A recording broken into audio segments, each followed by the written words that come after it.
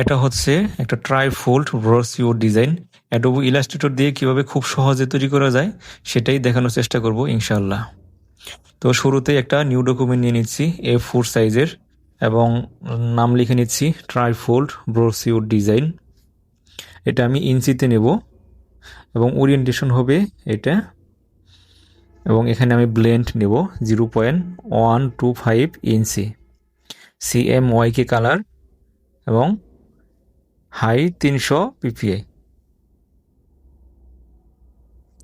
ওকে, দেখুন এখানে দুইটা আর্টবোর্ড হয়ে গেল। আমি দুইটা আর্টবোর্ড নিয়েছি এখানে, যেহেতু একটা ট্রাইপোল ব্রোশিওর ডিজাইনের দুই পাশ থাকে এবং এক পাশে প্রতি পাশেই তিনটা করে ভাগ থাকে, এই কারণে এটাকে ট্রাইফোল্ড বলা হয়। তো ট্রাইফোল্ড করার জন্য আমি প্রথমে একটা শেপ নিয়ে নিচ্ছি এবং এই শেপকে আমি এটার স্ট্রোক কালারটা অফ করে আমি এটার অবজেক্ট, পাথ এবং স্প্লিট অ্যান্ড গ্রিড এখানে গিয়ে কলাম 3টা নেব। তো কলাম 3টা নেওয়াতে আমার সমানভাবে 3টা ভাবে ভাগ হয়ে গেল সুন্দর এখানে। এবার এই প্রত্যেকটা কলামে যেন সুন্দর একটা মার্জিন থাকে, ওই মার্জিন করার জন্য আবারও আমি অবজেক্টে যাব, অবজেক্ট, পাথ এবং অফসেট পাথ। অফসেট পাথ করব -0.25 ইঞ্চি।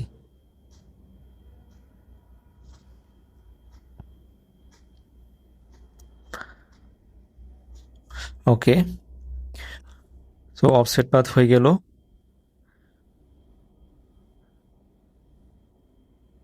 অপর পাশের যে আর্টবোর্ডটা আছে এটাতে আর নতুনভাবে তৈরি করা লাগবে না। আমি এই সবগুলাকে সিলেক্ট করব,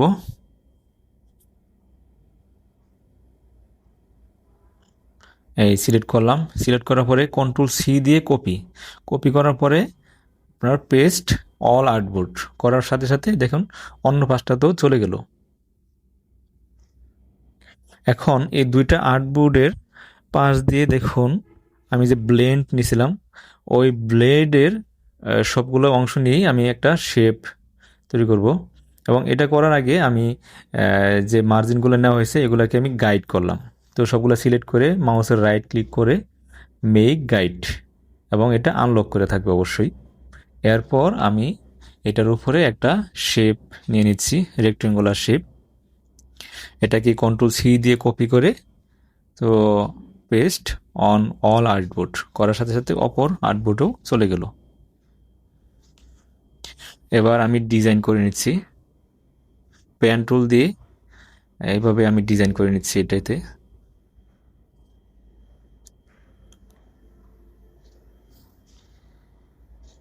আপনারা যারা নতুন আছেন, ডিজাইন শিখতেছেন, যত বেশি ডিজাইন করবেন তত বেশি শিখতে পারবেন। আপনারা বেশি বেশি ডিজাইন কপি করবেন, একটা ডিজাইন দেখে ওই সেম ডিজাইন হুবহু করার চেষ্টা করবেন। এতে করে ডিজাইন আইডিয়া, ক্রিয়েটিভিটি এটা আস্তে আস্তে চলে আসবে। পেন টুলের পাশে যে অ্যাঙ্কর পয়েন্টের যে মতো যে টুলটা আছে, এই টুলটা দিয়ে আমি ওই শেপটাকে আবার রিশেপ করতেছি, আমার মন মতো শেপ দিতেছি।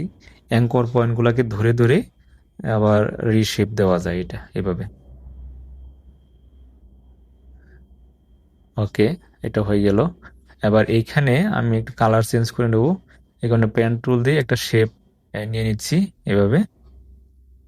শেপ নেওয়া হয়ে গেলে এরপরে আমি এটার কালারটাকে চেঞ্জ করে দেব। আমি এটার কালারটা এটা করে দিলাম। এখানে মার্জিন দেওয়ার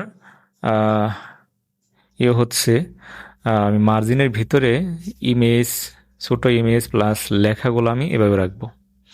এবার এইখানে আমি একটা ইমেজ করব, ইমেজ সেট করব এখানে। তো ইমেজ করার আগে আমি যেভাবে ইমেজটা সেট করব সেভাবে আমি একটা শেপ নিয়ে নিচ্ছি। শেপের শুধু স্ট্রোক কালারটা থাকবে, স্ট্রোক কালারটা আমি চেঞ্জ করে নিচ্ছি। এবং স্ট্রোক কালারের উপরে উপরে থাকবে এবং ইমেজটা থাকবে নিচে। এই দুইটা সিলেক্ট করার পরে আমি ক্লিপিং মাস্কিং করে দেব। ওকে, আমার শেপটা হয়ে গেছে। এবার ইমেজটাকে আমি জাস্ট নিচে জায়গা মতো আমি শেপটা আমি জুম ছোট বড় করে আমি জায়গা মতো বসাই নিব। আমি যেভাবে বসাবো ওইভাবেই ক্লিপিং মাস্ক হয়ে যাবে। তো এটা করার আগে এই যে উপরে যে শেপটা, এটা আমি একটা কপি করে নিচ্ছি অল্ট চেপে, মাউস ড্রাগ করলে এদিকে কপি হয়ে যাবে। এটাকে আমি আবার উপরে বসাই দেবো, এটা দেখতে সুন্দর লাগবে। ওকে, সো ক্লিপিং মাস্ক হয়ে গেল। এবার এই ডিজাইনটার এখানে একটু একটু ডিজাইন করে নিচ্ছি আমি লাইন টুল টেনে, এবং লাইন টুলে এখানে আমি গ্রেডিয়েন্ট কালার করে দেব। এটার স্ট্রোক সাইজটা একটু বাড়িয়ে এটার ইউনিফর্মটা আমি চেঞ্জ করে দিচ্ছি এরকম।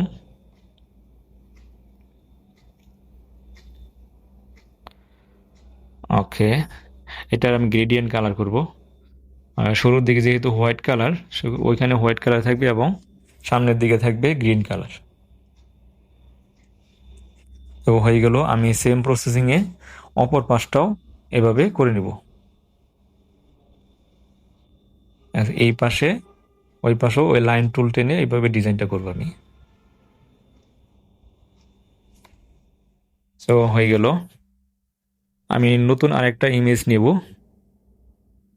এই ইমেজটা আমার উপরের দিকে এখানে থাকবে।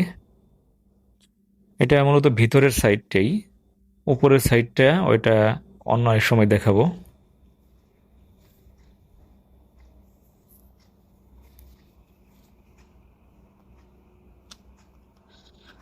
ওকে, এই ইমেজটার পাশ দিয়ে আমি বর্ডার করে দেব। সেই জন্য আমি একটা রেক্টেঙ্গুলার শেপ নিয়ে নিচ্ছি। এটা শুধু স্ট্রোক কালারটা রাখবো এবং স্ট্রোক সাইজটা একটু বাড়িয়ে দিলাম এবং স্ট্রোক কালারটা রাখলাম হোয়াইট কালার। ওকে, এটাও হয়ে গেল। এবার এইখানে একটা ইমেজ আনবো এবং এই ইমেজের উপরে একটা শেপ ক্রিয়েট করে এটাকেও আমি ওই সেমভাবে ক্লিপিং মাস্ক করে দেব।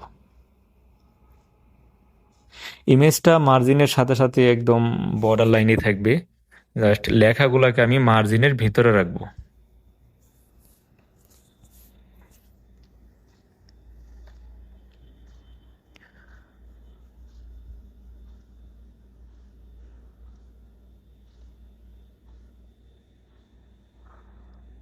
এটার আমি অপাসিটি একটু কমাই নিচ্ছি, এটা দেখার সৌন্দর্যের জন্য অপাসিটিটা আমি একটু কমাই নিচ্ছি এটার।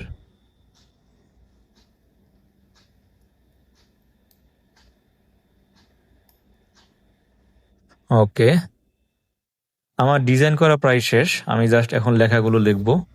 এখানে হেডলাইন থাকবে, কিছু লেখা থাকবে, কিছু টাইটেল আপনার নাম্বার দিয়ে দিয়ে এভাবে থাকবে।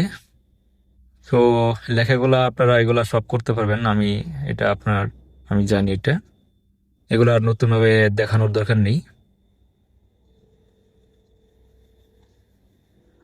সো হয়ে গেল মোটামুটি ডিজাইনটা। এবার এই সম্পূর্ণ আর্টবোর্ডটার উপর দিয়ে একটা শেপ টেনে এটার স্ট্রোক কালারটা রেখে এবং এটার তারপর ক্লিপিং মাস্ক করে দেবো, যাতে করে বাহিরের দিকে কোনো কিছু থাকলে সবগুলো এই ক্লিপিং মাস্কের ভিতরেই পড়ে যায়, বাইরের দিকে কিছু থাকবে না। ওকে, এবার এটাকে আমি সেভ করব।